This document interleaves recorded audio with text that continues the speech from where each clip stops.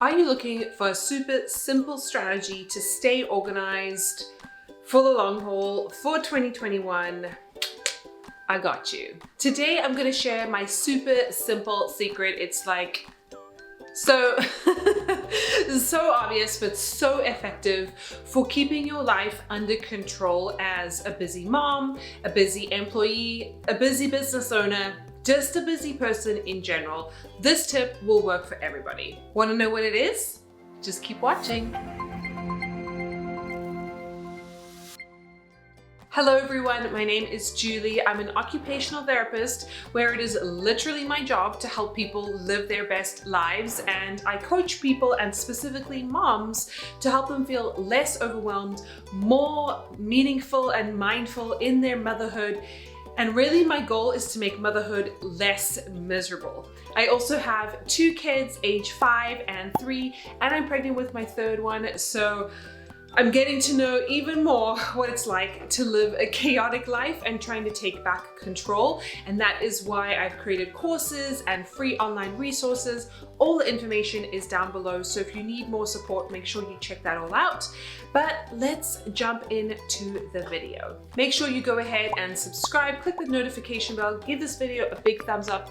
If you like videos that are purposefully designed to help you live your best life into 2021, and specifically to keep you more organized, more simple and clutter-free at home, because ultimately that's what I think is really, really important when it comes to living a fulfilled life. Your environment heavily dictates how you feel, how much noise is going on up here, and it's super important that you get that under control so that you can go and take over the world and live your best life, so to speak. Okay, so my super simple secret, let's get into it.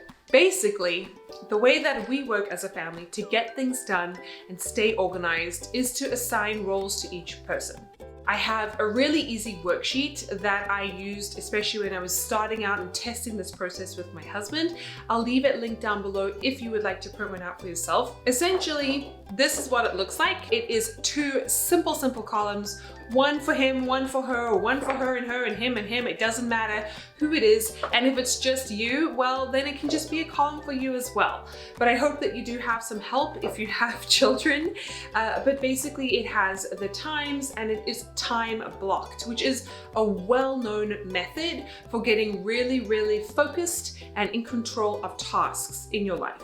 So basically, if I was pink and my husband was blue, no stereotypes over here, we would designate who does what at different times of the day. So 6 to 8, perhaps, we're both with the kids, we're helping make breakfast, we're kind of just tidying up around the home, making beds, just kind of spending time as a family. And then, because a lot of us are now working from home and having to manage kids, perhaps you're homeschooling, perhaps you don't have childcare like you used to, whatever it is, we would split up the tasks. So let's just say I would take this block right over here and I would do my work during that time, and then we would switch. So he would work during this period of time and I would look after the kids, or whichever way you guys decide.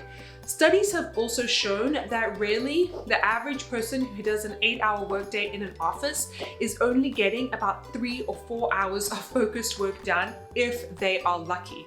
So if you're someone who feels like there's no way that I can work an 8-hour day with my children running around, or there's no way I'm gonna get done what I need to, if you can somehow protect whatever time you decide, time block or whatever it is, and really focus without any distractions, you will get so much more done than you ever thought possible. A great book for this that I've recently read and absolutely loved is called The One Thing, and I will link it down below. But it is really, really revolutionary in teaching us how we operate as humans, what we need to focus on, and how it's important to focus on just one thing in the specific categories of your life.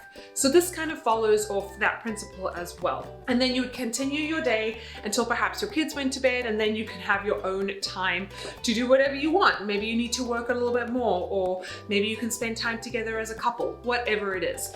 And I go into a lot more strategies like this in my course, so make sure you check out the link below if you want to learn more about that I also have a free Facebook group, and don't forget to follow me on Instagram for more updates and helpful tips and strategies around scheduling your life.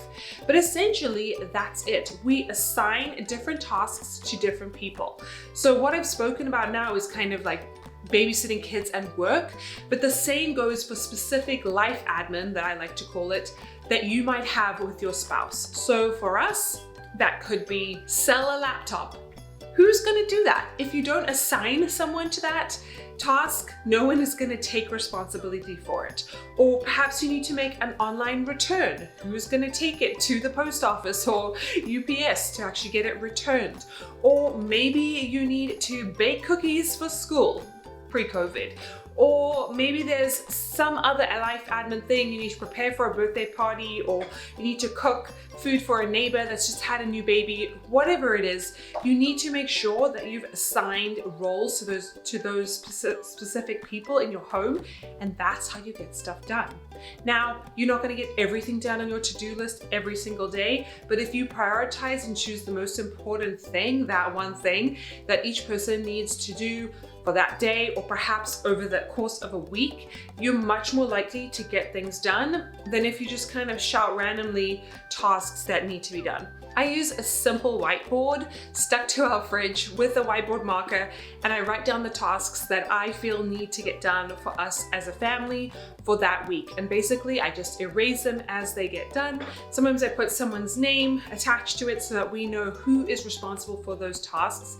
And literally that is it. And honestly, this has saved so much nagging, fighting, confusion around who is supposed to do what. We're basically just allocating, his and hers in my household, who needs to do what to keep our life running smoothly and stay on top of admin. Like for example, when we had to send out holiday cards, that was something that I took on and I had to do, but my husband went out and bought stamps or whatever it is, so that we're both doing roles fairly and equally, and we don't feel like we're overdoing one family thing more than the other person, right? Honestly, this tip to assign who does what and having a really simple list that's visible to everyone in the family has been completely life-changing. It is so simple, but it just creates accountability for the person that needs to take responsibility. So we try and assign whoever is probably better at that task, or it'll be easier for them to do. They get to do it. And we're not keeping tabs on one doing one and one doing the other. It's something that we do communally as a joint effort to support the whole family. And it really makes a difference in cutting down resentment and burnout and getting things done so that we can be productive and proactive as a family. I highly recommend. Super easy for you guys to implement in your everyday life starting right now. So if you need more support from like super simple tips like this to the emotions and kind of processes and reasons why we perhaps stay stuck in our habits, as well as breaking free of that mindset that you might not be an organized person, or that you're just doomed to live in chaos for the rest of your life, which you're not, by the way. You're in control of your life more than you think. Then make sure that you check out all the free resources down below, as well as my course, The Organized Mom. I talk a lot about this kind of stuff, and I would love to have you on board because we really create some magic in those groups together. And as an OT, I'm super passionate about helping people live to their maximum potential. And because I'm experiencing this motherhood journey firsthand, I really want to help and support moms, because I don't think that we are supported enough. We're kind of just expected to get on with it. So I think it's really important that we all band together to support each other so that we can cut motherhood being miserable from our vocabulary and live a meaningful and mindful life. Make sure you go ahead and subscribe, click the little notification bell, give this video a big thumbs up if you like videos that are here to help you live your best life and take back control of your motherhood. And I can't wait to see you in my next video. Bye. Do you find yourself as a mom, whether you're a new mother or a mom of multiple children, drowning in stuff, feeling out of control, feeling so frazzled, so tired? You feel like things will never really change, things are just happening to you, you are out of control in your life, and there's absolutely nothing you can do about it. Well, let me tell you that I have been in those shoes. I have felt that sense of overwhelm, that sense of complete desperation, the sense that this is not the motherhood that I wanted, this is not the parent that I want to be. Crabby, shouty, grumpy, frazzled all the time, not being able to enjoy my children, and feeling like all my things are kind of just closing in on me and totally overwhelmed. Where is the joy in that? Today, I'm going to tell you about 2 simple things that I changed in my life that absolutely transformed my experience of motherhood.